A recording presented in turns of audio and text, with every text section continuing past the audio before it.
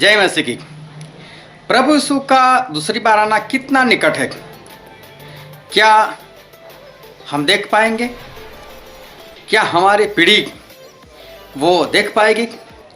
Bible से एक वचन मैं पढ़ता हूँ जो है मत्ती रचित सुसमाचार, उसका 24वां अध्याय और उसका 32, 33 और 34 वचन मैं पढ़ता हूँ। अंजीर के पेड़ से यह दृष्टांत सीखो, जब उसकी डाली कोमल हो जाती और पत्ते निकलने लगते हैं तो तुम जान लेते हो कि ग्रीष्मकाल निकट है। इस रीति से जब तुम इन सब बातों को देखो तो जान लो कि वह निकट है, वरन द्वार पर ही है। मैं तुमसे सच कहता हूँ कि जब तक ये सब बातें पूरी न हो ले तब तक यह पीढ़ी जाती न रहेगी, मतलब ये पीढ़ी नहीं मरेगी।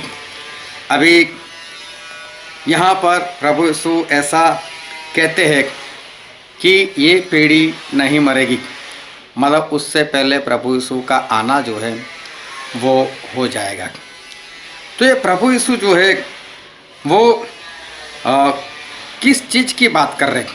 क्योंकि जो चेले थे उन्होंने प्रभु यीशु को पूछा कि आपके आने के चिन्ह क्या होंगे। तब उन्होंने सारे चिन्ह बताए और चिन्ह बताने के बाद ये बात कही कि जब अंजीर की डाली कोमल होती है तब समझो ग्रीष्मकाल पास में है, और बोले ये पीढ़ी जो है वो जाती नहीं रहेगी, उससे पहले मेरा आना जो है वो हो जाएगा। तो ये परमेश्वर किस पीढ़ी के बारे में बता रहे? क्या 2000 साल की कोई पीढ़ी आज तक जिंदा है? क्या ऐसी कोई पीढ़ी जिंदा है? लेकिन यहाँ पर एक बात लिखी है कि 32वें वचन में, अंजीर के पेड़ से यह दृष्टांत सीखो। अंजीर के पेड़ से, फिर लिखा है जब उसकी डाली कोमल हो जाती। अंजीर के पेड़ से दृष्टांत सीखो।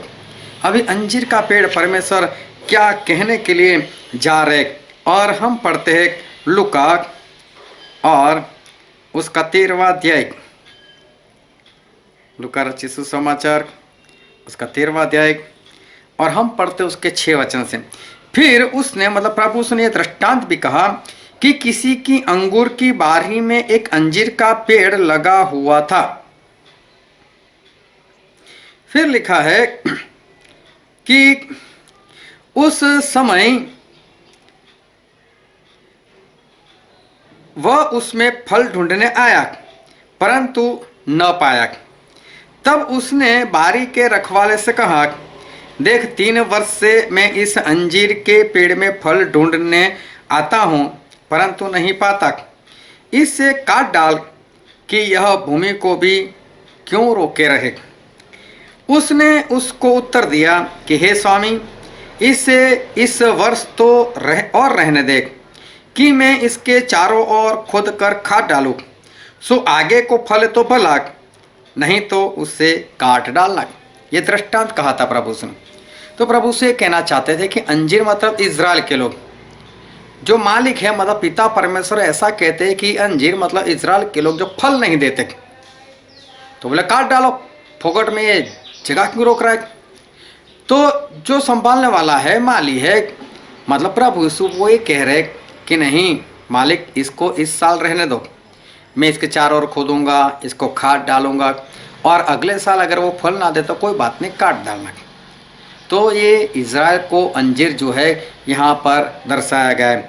एक वचन और हम पढ़ते हैं जो है यिर्मयाह भविष्यवक्ता के पुस्तक में और उसका 24वां अध्याय, और हम पढ़ते उसके पहले वचन से। यहाँ पर ऐसा लिखा है, जब बाबुल का राजा नबूकदनेस्सर यहोयाकीम के पुत्र यहूदा के राजा यकोन्याह को और यहूदा के हाकिमों और लोहारों और कारीगरों को बंधुआ करके यरूशलेम से बाबुल को ले गया, तो उसके बाद यहोवा ने मुझको अपने मंदिर के सामने रखे हुए अंजीर के 2 टोकरे दिखाए। अभी यहाँ पर यिर्मयाह को दर्शन होता है और उसको अंजीर के 2 टोकरियाँ जो है वो दिखाई देती है। एक टोकरे में तो पहले से पके अच्छे अच्छे अंजीर थे और दूसरे टोकरे में बहुत निकम्मे अंजीर थे, वरन वे ऐसे निकम्मे थे कि खाने के योग्य भी न थे। अभी यहाँ पर यिर्मयाह एक दर्शन देखते, उसमें 2 टोकरे देखते, दोनों में अंजीर है, लेकिन पहली टोकरी है उसमें ऐसे अंजीर है बहुत ही अच्छे, बहुत ही अच्छे। लेकिन दूसरी टोकरी में जो अंजीर है वो ऐसे है कि कोई खा भी ना सके, इतने बिगड़े हुए निकम्मे अंजीर थे। अभी देखो परमेश्वर यिर्मयाह से बात करते हैं। फिर यहोवा ने मुझसे पूछा, हे यिर्मयाह तुझे क्या देख पड़ता है? मैंने कहा, अंजीर। जो अंजीर अच्छे हैं सो तो बहुत ही अच्छे हैं, परंतु जो निकम्मे है सो बहुत ही निकम्मे है, वरन ऐसे निकम्मे है कि खाने के योग्य भी नहीं। अब यिर्मयाह भी कहते हैं कि परमेश्वर मुझे अंजीर दिखा देते हैं, जो अच्छे वो तो बहुत ही अच्छे, जो निकम्मे वो बहुत ही निकम्मे कि कोई उसको खा भी नहीं सकता। फिर लिखा है, तब यहोवा का यह वचन मेरे पास पहुंचा कि इज़राइल का परमेश्वर यहोवा यूँ कहता है, जैसे अच्छे अंजीरों को वैसे ही मैं यहूदी बंधुओं को जिन्हें मैंने इस स्थान से कसदियों के देश में बेच दिया है देखकर प्रसन्न होऊंगा। परमेश्वर ने बोला, जो यहाँ से गुलाम की अवस्था में चले गए कसदियों के देश में, उनको मैं उस अच्छे अंजीर के समान गिनूंगा। और फिर लिखा है कि मैं उन पर कृपा दृष्टि रखूंगा और उनको इस देश में लौटा ले आऊंगा और उन्हें नाश न करूंगा परंतु बनाऊंगा, उन्हें उखाड़ न डालूंगा परंतु लगाए रखूंगा। मैं उनका ऐसा मन कर दूंगा कि वे मुझे जानेंगे कि मैं यहोवा हूँ, और वो मेरी प्रजा ठहरेंगे और मैं उनका परमेश्वर ठहरूंगा, क्योंकि वे मेरी ओर सारे मन फिराएंगे। फिर लिखा है, परंतु जैसे निकम्मे अंजीर निकम्मे होने के कारण खाए नहीं जाते, उसी प्रकार से मैं यहूदा के राजा सिदकिय्याह और उसके हाकिमों और बचे हुए यरूशलेमियों को इस देश में या मिस्र में रह गए हैं छोड़ दूंगा। मतलब अच्छे अंजीर वो भी इजराइल को गिना, और जो निकम्मे अंजीर थे वो भी इजराइल लोगों को गिना। मतलब परमेश्वर अंजीर जब बोलते हैं ना तो इजराइल को लोगों को बोलते हैं, इजराइल लोगों को अंजीर बोलते हैं। और जो वचन हमने पढ़ा था मत्ती में उसका 24वां अध्याय और उसके 32वें वचन में जो हमने पढ़ा कि अंजीर के पेड़ से ये दृष्टांत सीखो। प्रभु यीशु बोलते हैं कि मेरा आना कैसा है, वो बोले एक अंजीर का जो पेड़ है उससे सीखो। अभी क्या हुआ था कि प्रभु तो आकर चले गए, लेकिन सन 135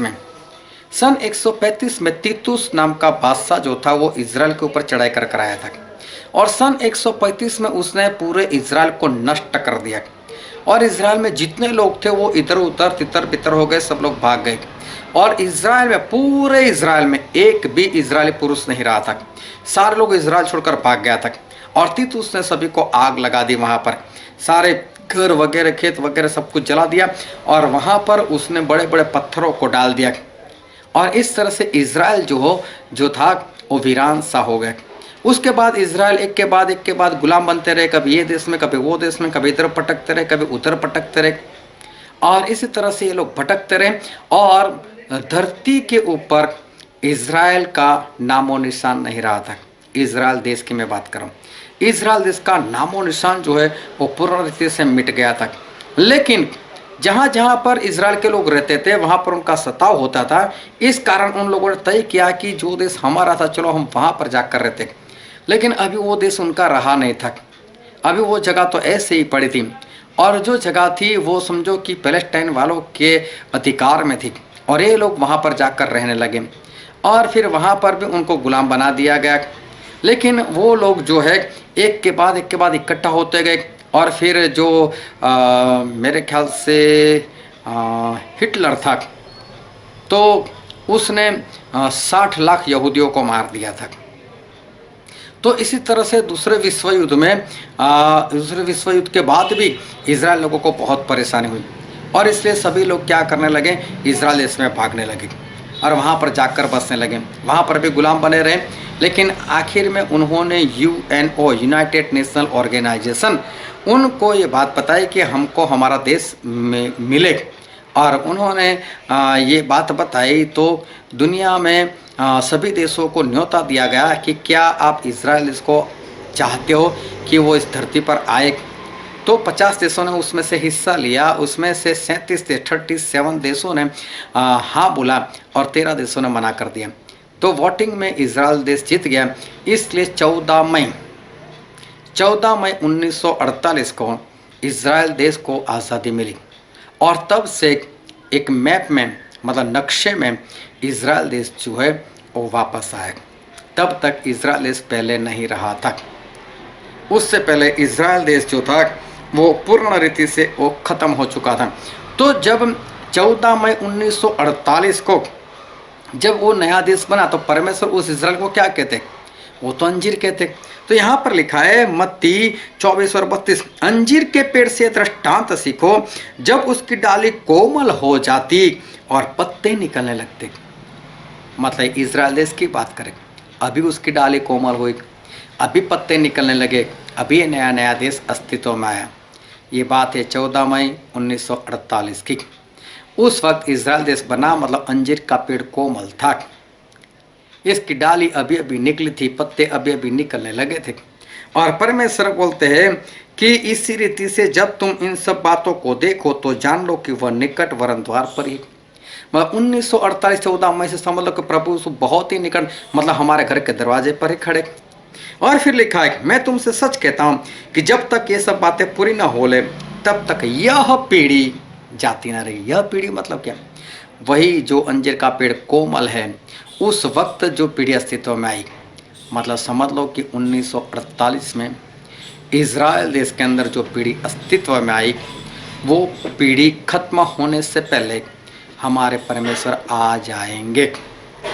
और इज़राइल जो देश है, वहाँ पर जो 1948 में पैदा हुए होंगे, आज उनकी आयु तकरीबन 72 होगी।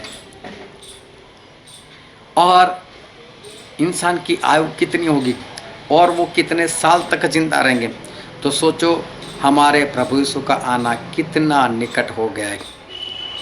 तो अभी हमारे प्रभु यीशु बहुत पास में है, वो कभी भी हमको लेने के लिए आ सकते हैं।